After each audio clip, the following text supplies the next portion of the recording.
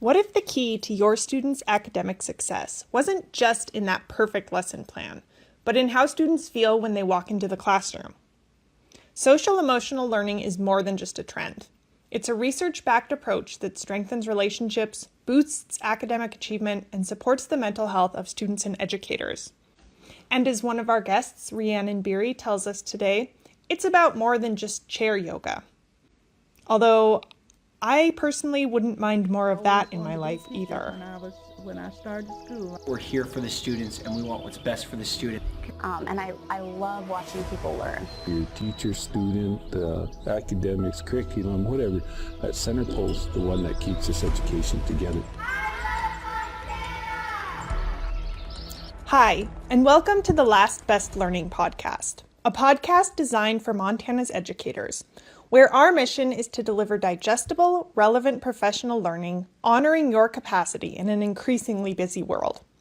And if there's a topic or speaker you'd like to learn from, we'd love to hear from you. Our state's educators empower minds, elevate futures, and inspire self-discovery. And we walk beside them. We're your hosts, Claire Mikeson, Katrina Engeldrum, and Michelle McCarthy, OPI's ELA, Math, and Science coordinators. Today, we're talking with Superintendent Darin Hannum and Principal Rhiannon Beery from Bainville Public Schools about their successful implementation of social-emotional learning across K-12. Rhiannon and Darin participated in the 2023 School Administrators of Montana's Social-Emotional Learning for Leaders cohort, a group of district leaders committed to deepening SEL practices statewide. And we're thrilled to have them with us to share their insights and walk us through how they and their staff have built and sustained a meaningful SEL program in Bainville. Thank you so much for being here, Darin and Rhiannon. Can you start by telling us a little bit about yourselves and about Bainville and the community? Hi, I am Rhiannon Beery. I'm the K-12 principal at Bainville School, and I have been here this is my 18th year. Back working in Montana. I'm originally from Circle, graduated from Circle High School, so a native Montanan. Bainville serves just over 170 students. And what I think is really unique about Bainville is we're located on the North Dakota border. So we have this rural agriculture vibe combined with kind of like the Bakken oil field dynamic. So it's in a lot of ways we're a typical rural Montana school, but also kind of a bedroom community for families that might have moved just across the border to North Dakota, but want a more rural small school experience for their kids. So our demographic isn't always what you might find in a school in a more centralized area in the state. And that really makes us unique. And I'm Darin Hannum. This is my 4th year in Bainville and getting to be that twilight of the career type of thing. I'm a Big Sandy graduate a long time ago and also a native Montanan. And another thing I think that adds to the Bainville community that makes it fairly interesting is our kids are also with different states or in different time zones. So it does create some unique obstacles as far as scheduling and planning and trying to have some things happen, especially when there's power outages. It can be a lot of fun.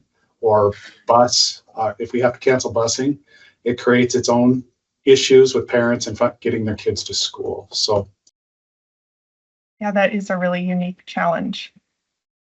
So what initially drew the two of you to social emotional learning?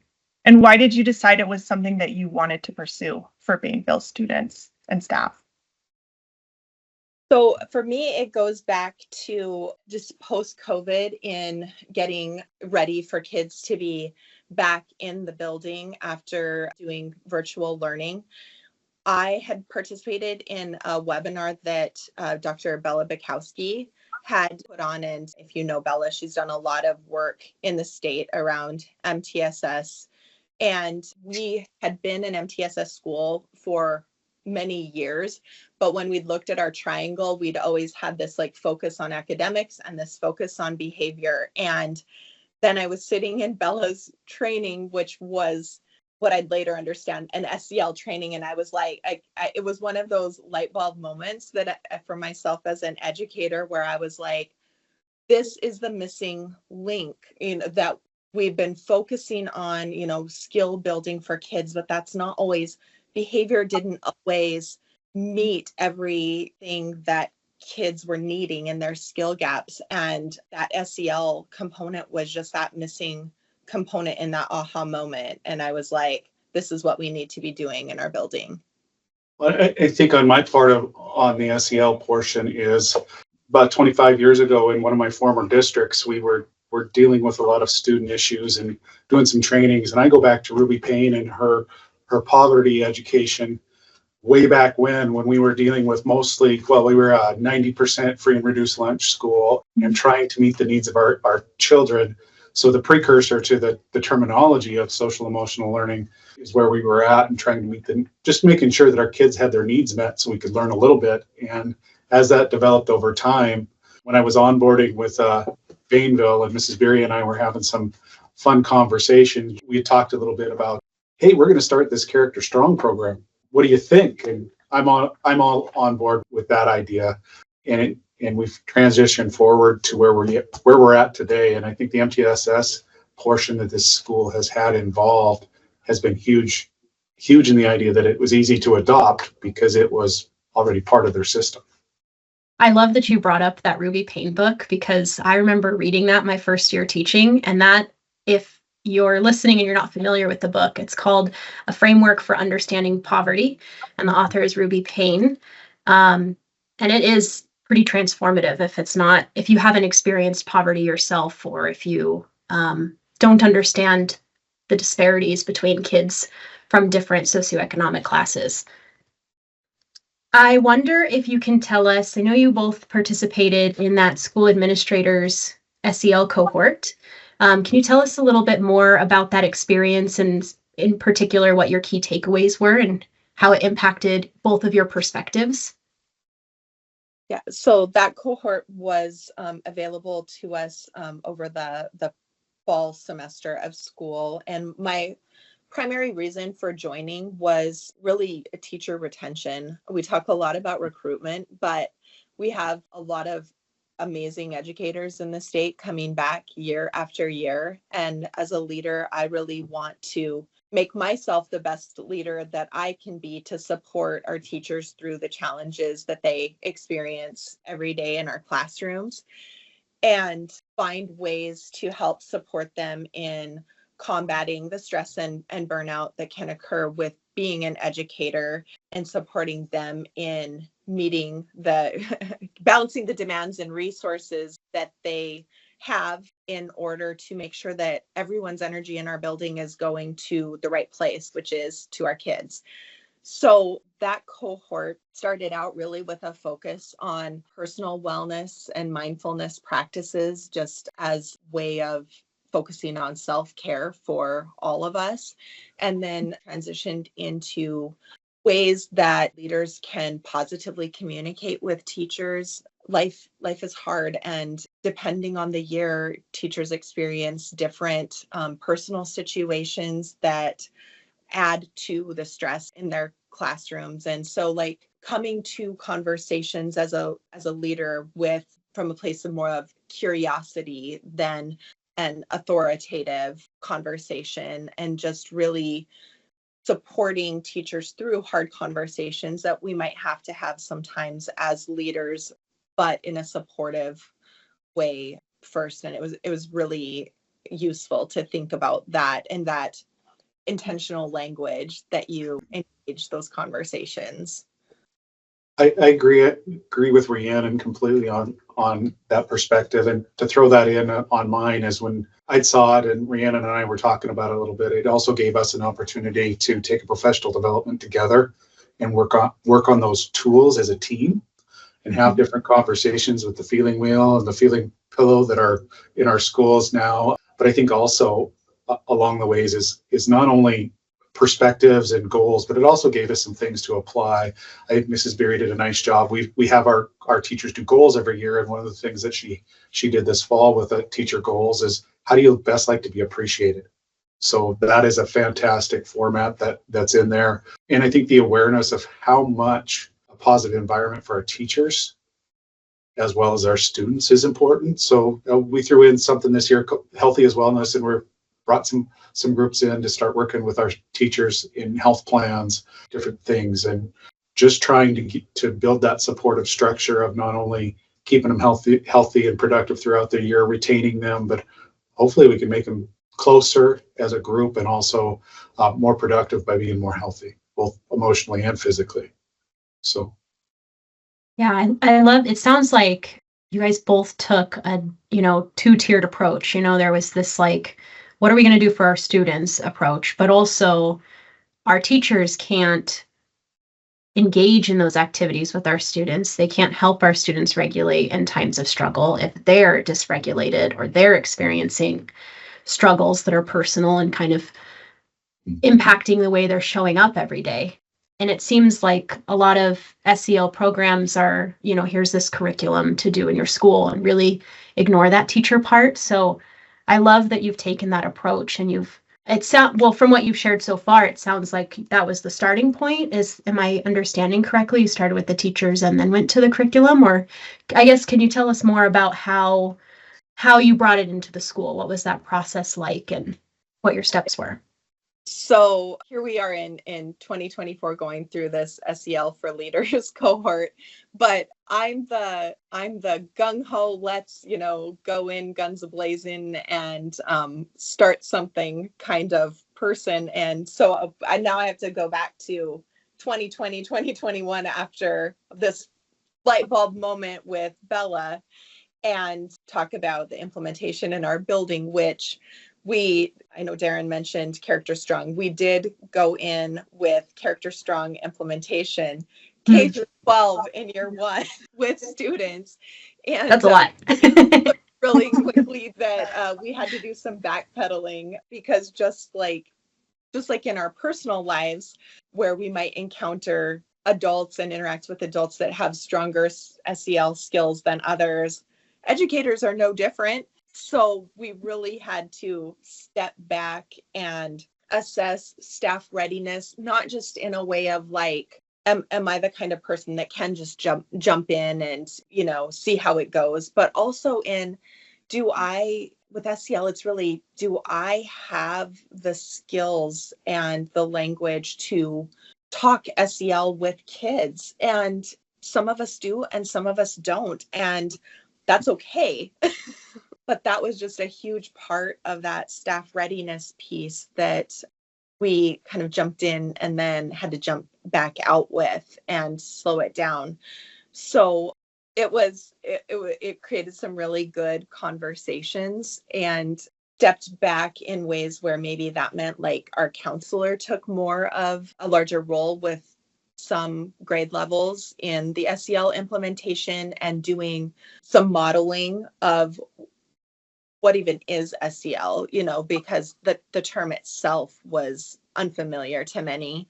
And so like the adult was receiving SEL training while the students were simultaneously. And then we had teachers that were like, I've got this, I'm taking it and moving forward. And I have this idea and that idea. And so really, I think meeting staff where they are in SEL implementation was a critical component that our excitement maybe didn't fully account for when we started. Mm-hmm. Anything you wanted to add on that one, Darin? I think Rhiannon covered that pretty well. I think one of the things that, as far as SEL that goes, as we say, the terminology in a charged political environment behind that, I think one of the biggest takeaways that I have, and I think Rhiannon and I have something in common, and it's more natural that evolves in this, is just taking the time to talk to teachers. And she's out and about way more than I am, but just lending them an ear and visiting with them and making sure that if they need to see us, they can, I think is step one. So I'm guessing SEL in her career, 18-year career here, those folks that have been here that long with her and as they've come in is building that relationship of trust, which allows for a more thorough implementation. And she is on the front lines working with teachers every day in that aspect. So I think that's big. which allowed her to say, hey, maybe this isn't ready for everybody. Let's take a step back. And also, I think one thing that she didn't mention is having the trust in those folks around us, especially around her, to be carriers of knowledge to staff as well, supportive and planning in that process. Yeah, that's great. And you have both really talked about how you've brought teachers into this. And I agree with Katrina, that's really innovative to focus on the teachers, because we do know that it can play a huge role in retention. And that is something that a lot of rural schools struggle with in Montana. So yeah, I echo Katrina and really admiring that focus on teachers. So you guys have kind of covered this next question, which was going to be about what role teachers play in it. But I guess there's still the component of continuing that education and development. So how do you support your staff as they continue to learn more about SEL, both in supporting themselves and also supporting their students? And maybe you could talk a little bit about what Character Strong is. I guess I'll start with saying that one of the biggest challenges of rural schools in any implementation, but in our overall, whether we're talking about our MTSS implementation or our SEL implementation, is we only have so many staff and they're typically wearing multiple hats already. So finding creative ways to build teams and provide opportunities for professional development, or even like grade band conversations look very different in classrooms where you might have only one teacher per grade level, or maybe less than that. So that is something that we've really focused on. How do we give those teachers those opportunities to collaborate without, burning them out? And so as part of our MTSS overarching umbrella, we created an SEL team to get our implementation off the ground. So our teachers really got involved in writing an implementation plan so that we all knew really clearly how SEL was going to be implemented in our school. For us, it's elementary, junior high, and high school, and it looks different at all three of those tiers. So that, again, with that retention piece, if someone did leave, we had this implementation plan that they could pull out and reference, so they could continue that implementation forward. That team was really a great opportunity to build ownership among teachers as well. And so Character Strong was one of the evidence-based SEL programs that Bella had talked about in that webinar back in 2020. So that was really why we jumped in with that program. Also, it was K-12, which met our needs. And it focuses on everything from what teachers can do in the classroom every day with SEL check-ins or short activities to, longer, more extended SEL lessons that a teacher or counselor might do. We found it was a really great fit for our elementary, but not so much in our high school. And was that maybe because those high school kiddos didn't have the language around SEL, just like many of our adults didn't, and it felt a little more uncomfortable in implementation. So we made some tweaks to that. But the elementary component of Character Strong is purposeful people. And that implementation has been really strong and continued on in our elementary. It focuses on, there's always an SEL word of the month that is a character trait that is talked about in purposeful people lessons. We have in our bathroom stalls at every level, there are SEL words, and our toilet talks that focus on an SEL component. So students and staff can read about the SEL focus for the month, and our counselor maintains that and does such a great job.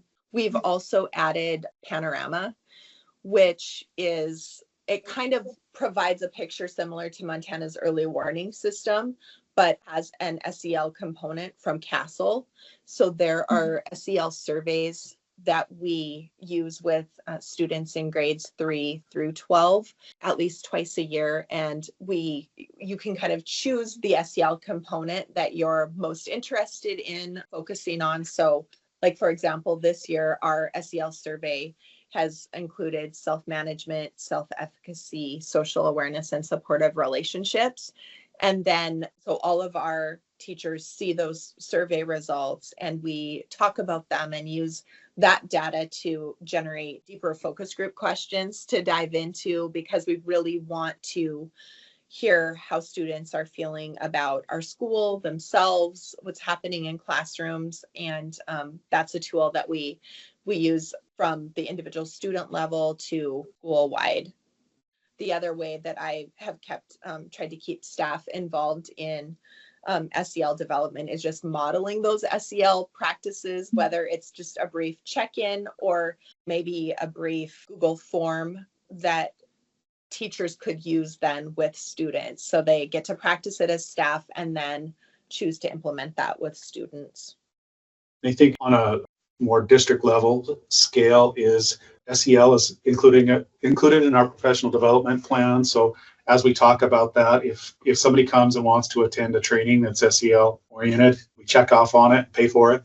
The other thing that we look at is continual updates of trainings, and we're talking professional development already for next year. And as we're visiting here, it brings up some different ideas of what we can throw in. And I think that's important that we make it not only I think more important on daily value, but also have supportive information and finance to go behind that, and keep allowing our teachers to grow in that aspect. It sounds like you guys have given us a lot of examples of how it shows up in the classroom. And I'm kind of wondering, I think one space that seems to get a lot of pushback in conversations about SEL is that secondary space. I think you kind of alluded to it a little bit, Rhiannon, about how it's just challenging because it has to look a little different in the high school. And I'm wondering if you have any examples of success at the secondary level of how it's showing up. So I have to mention that it's a free SEL check-in tool called Scene, and you might have to fact check me on this, but I think it was actually created by a Montana teacher. Cool. But that's something that a lot of our secondary teachers are using. It's just a color-coded SEL check-in tool that students can do at the start of class. They are color-coded so that you can just see the color of a student's name and know that that's someone that you might need to check in with later on in the day. And so it can be that simple and that individualized. So that's something I would definitely recommend looking into. And I think what I've observed just at the secondary level as kids have, gone through our SEL work in the elementary now, and many of our high school students have had that foundation, is the language that kids have around their emotions, or tools that they will have for managing emotions when talking with them. Those are more one-on-one kinds of conversations, but that's really exciting for me to see that in our secondary students, because when we were talking about skills that are going to support them and that they're going to rely on for the rest of their lives. So seeing that foundation is very exciting. Darin, do you have anything to add?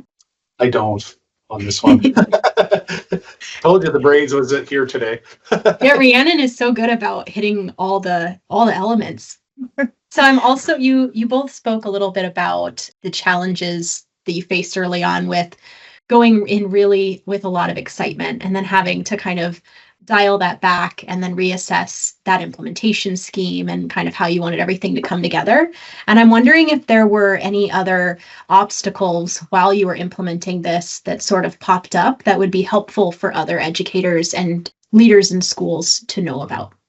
I think that if I were to go back and get a redo on our SEL implementation, or giving advice to any school district, whether it's a teacher or an administrator looking to expand their SEL implementation, it would be to start small. And the cool thing about SEL is that it can be the smallest little integration into the day, like a check-in, is literally how it can start, and really assessing staff readiness. I just think SEL is so exciting because as you're building staff capacity with SEL, like you're helping foster a healthy environment. Like your SEL, it creates healthy adults.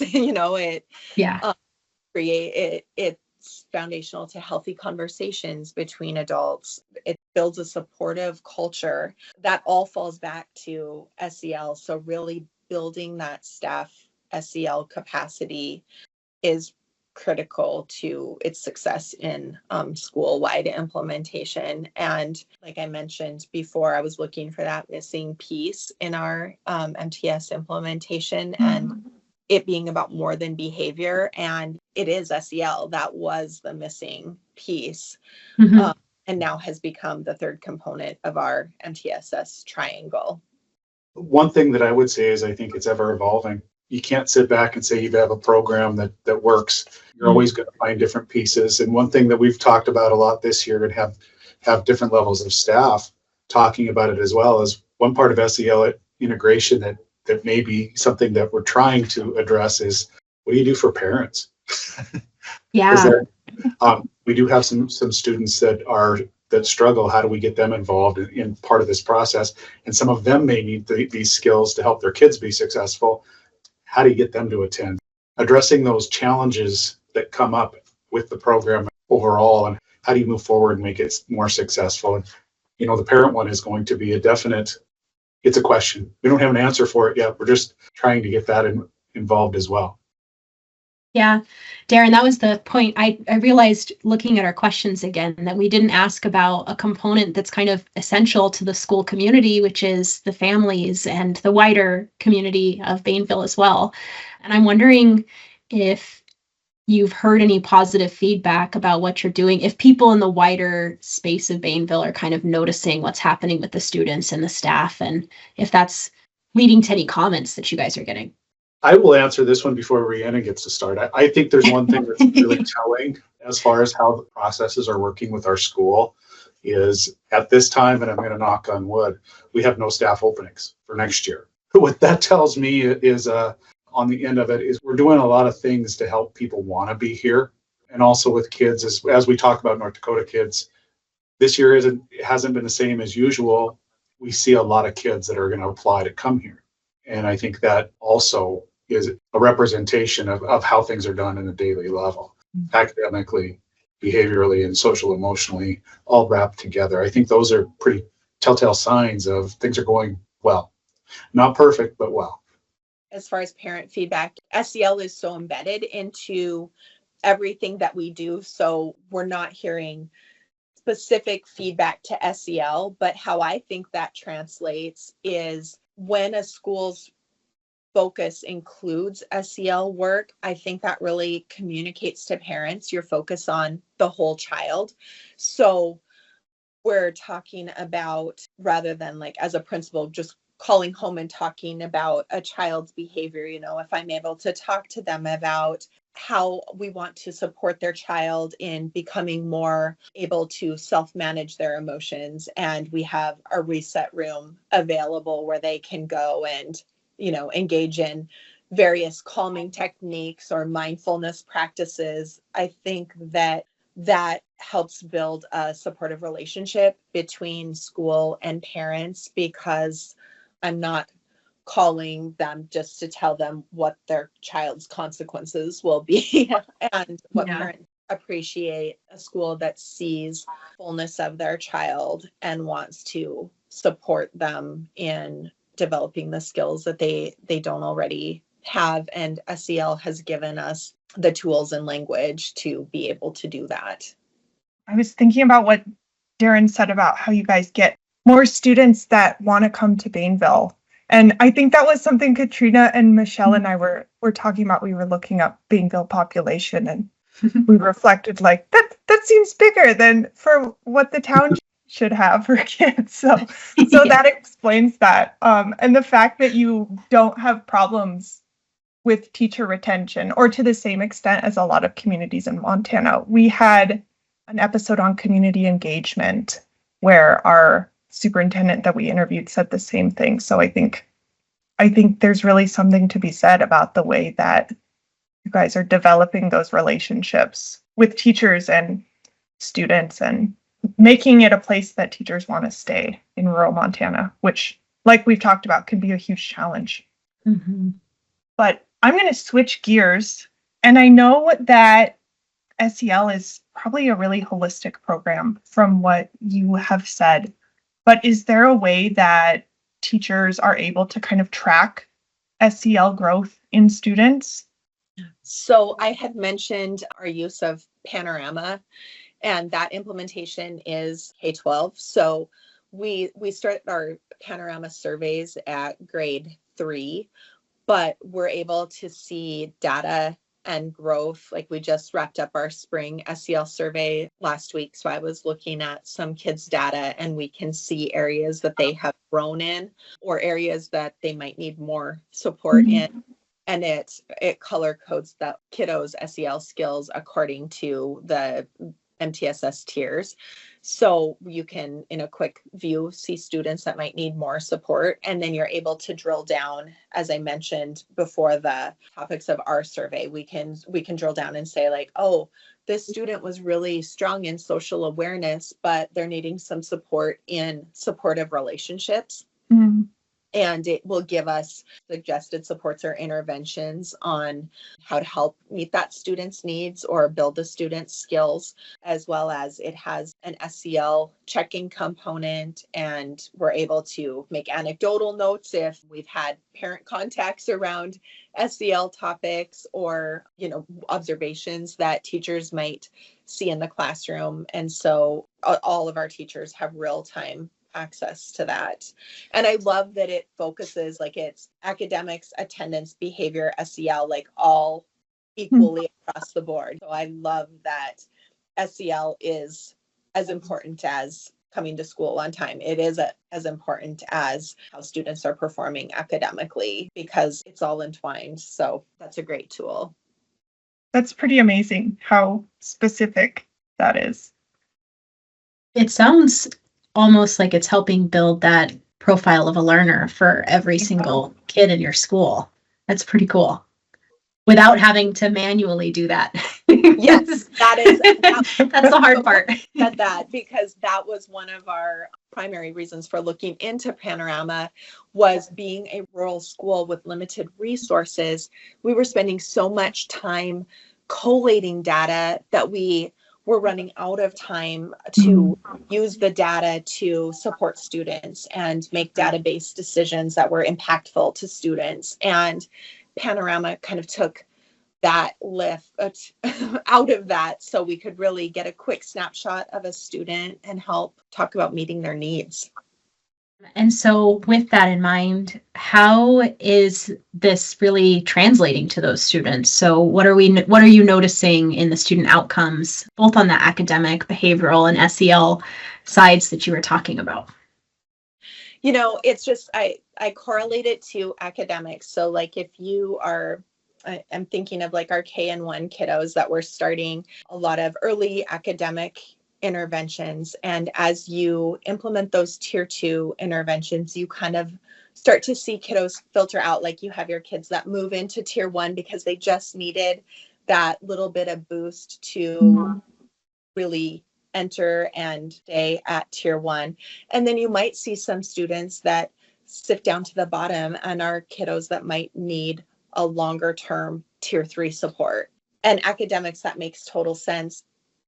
SEL, we're seeing that same exact translation. You can really see those kiddos that just needed a small tweak, additional tier 2 support, and are good to go. And then you see the students that you really need to come together as a staff and talk more about, okay, what can we do to create a plan to support the student in their SEL development? Because it seems to be a huge barrier to their success in school right now. And with that MTSS framework, we have a repertoire of tools at our fingertips that we can use to help access that. And that's something I just feel so fortunate in our small school to have, because I know that isn't always true as a complete system, especially in small schools. But having that really, and many hands making light work really makes a difference.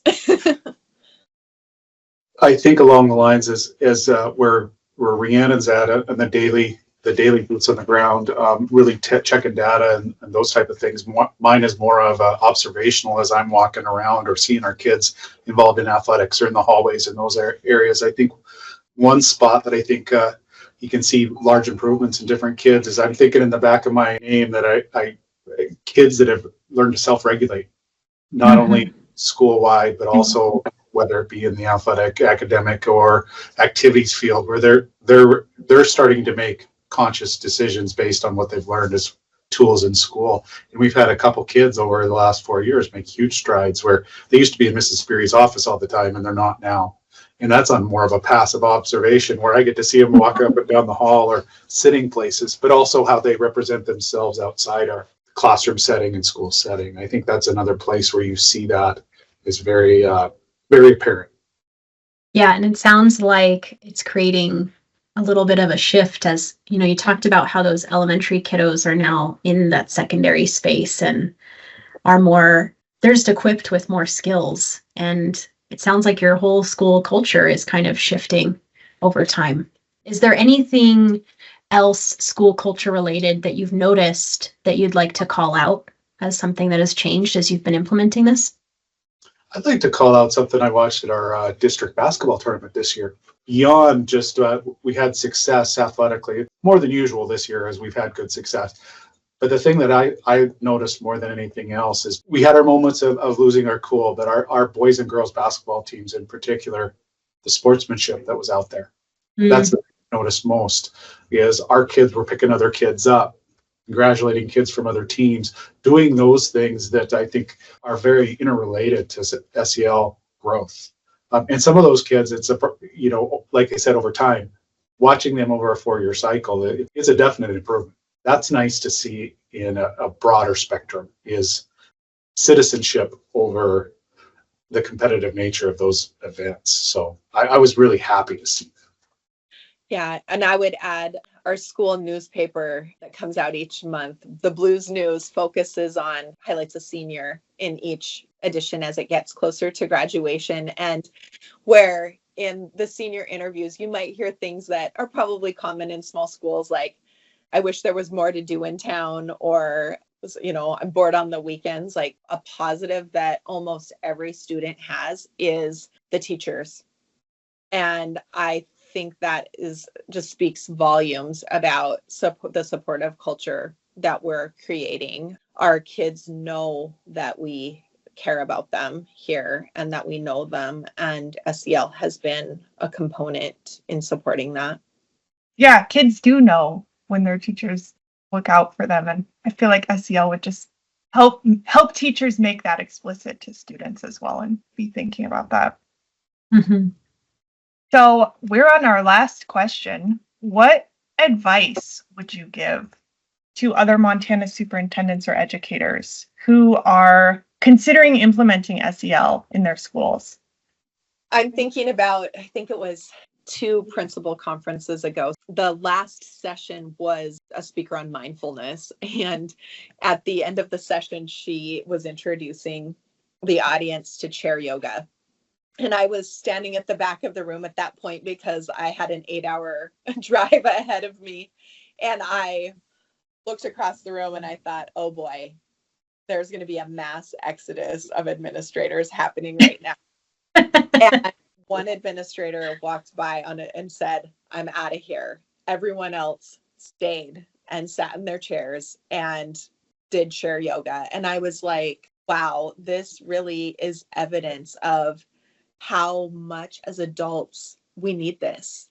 But on the other hand, I want to tell administrators and teachers that SEL is not just chair yoga. So it is, it is so much more than that. And you can implement SEL in your schools without even ever introducing chair yoga. It is building the foundational skills that humans need for healthy interactions and relationships for the rest of their lives. And why wouldn't we want to help support students in that development?